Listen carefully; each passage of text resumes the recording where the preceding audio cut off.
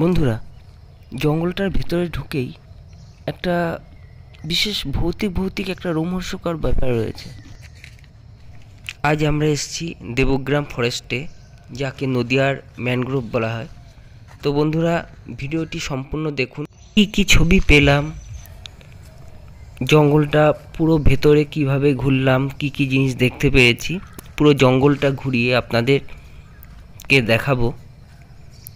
দেবগ্রাম ফরেস্টের ভেতরের পরিবেশ, এর জঙ্গলের প্রাকৃতিক সৌন্দর্য, জঙ্গলের আওয়াজ, পাখির ডাক, সব কিছুই। এবং এই যে দেখতে পাচ্ছেন যে ম্যানগ্রোভ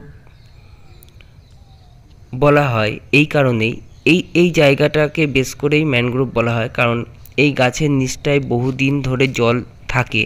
কারণ এটা ডাউন এরিয়া, মানে খালের মতোই একটা জায়গা। এখানে বর্ষার সময় যে জলটা, সেটা সারা বছরই থেকে যায়।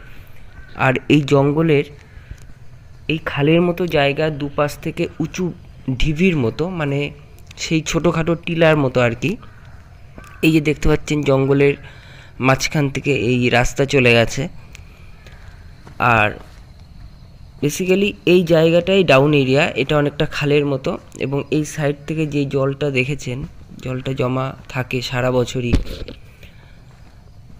তো এই জল জমে যাওয়ার যে ব্যাপারটা বা যেই সৌন্দর্যটা, এই কারণের উপর বেস করেই হয়তো একে নদিয়ার ম্যানগ্রোভ বলা হয়। আর দু সাইড থেকে টিলার মতো মাটির উঁচু অংশ দিয়ে পুরো জঙ্গলটা ঘেরা রয়েছে। জঙ্গলের মধ্যে বিভিন্ন রকম পাখি, ইন্ডিয়ান গোল্ডেন জ্যাকেল, এগুলো রয়েছে। আমরা দেখতে পেয়েছি ইন্ডিয়ান গোল্ডেন জ্যাকেলকে, আমরা ছবিও তুলেছি। বেসিক্যালি জঙ্গলটা ঘোরার জন্যে এবং জঙ্গলের প্রাকৃতিক সৌন্দর্য উপভোগ করার জন্যে, পাশাপাশি ওয়াইল্ড লাইফের ফটোগ্রাফির উদ্দেশ্যেই আমরা এখানে এসেছিলাম। কারণ এখানে শুনেছিলাম ইন্ডিয়ান গোল্ডেন জ্যাকেল এবং বিভিন্ন রকমের পাখি, মাছরাঙা এগুলো আছে। তো তার জন্যে আমরা এসেছিলাম। তো বন্ধুরা, ভিডিওটি শেষ পর্যন্ত দেখুন। আমি দেখাবো, লাইভ দেখাবো যে আমি কি ছবি পেয়েছি। যেমন ইন্ডিয়ান গোল্ডেন জ্যাকেল পেয়েছি, পাখি পেয়েছি, আমি সবগুলো আপনাদেরকে দেখাবো। তো পুরো জঙ্গলটা আমাদের সঙ্গে ঘুরে জঙ্গলটার পরিবেশটা কেমন লাগলো বা জঙ্গলের প্রাকৃতিক সৌন্দর্য কেমন উপভোগ করলেন, অবশ্যই কমেন্টস বক্সে কমেন্টস করতে ভুলবেন না।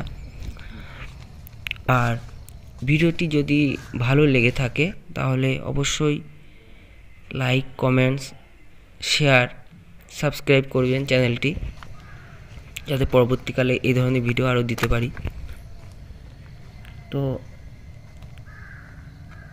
জঙ্গলটা আসতে গেলে, এই দেবগ্রাম ফরেস্টে আসতে গেলে আপনারা কিভাবে আসবেন সেটা একটু সংক্ষেপে বলে দিই। যদি শিয়ালদা থেকে আসেন, তো শিয়ালদা থেকে লোকাল ট্রেনে রানাঘাট আসতে হবে। রানাঘাট থেকে বনগাঁগামী ট্রেনে গাংনাপুর স্টেশনে নামবেন। গাংনাপুর স্টেশন থেকে টোটোতে হয়তো 20-25 টাকা ভাড়া নেবে। তো দেবগ্রাম ফরেস্ট বললে গাংনাপুর স্টেশন থেকে আপনি দেবগ্রাম ফরেস্টে পৌঁছে যেতে পারবেন। আর যদি চাকদা থেকে আসেন বাস রুটে, তাহলে চাকদা থেকে সিন্দ্রানীগামী বাসে গাংনাপুর নেমে ওখান থেকে দেবগ্রাম ফরেস্ট খুবই কাছাকাছি হবে, তখন আপনার টোটোতে আসতে হবে। কলকাতা থেকে খুব একটা দূরত্বে না, আপনারা চাইলে আসতে পারেন। বিশেষ করে শীতকালে জঙ্গলের পরিবেশটা তো দেখার মতোই, খুব শান্ত নিরিবিলি, প্রচুর অক্সিজেন, ফ্রেশ এয়ার, পলিউশন চারিদিকে।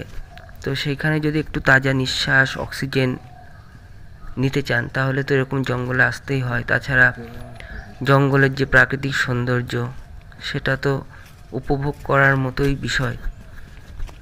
তো সেই হিসাবে আসতেই পারেন।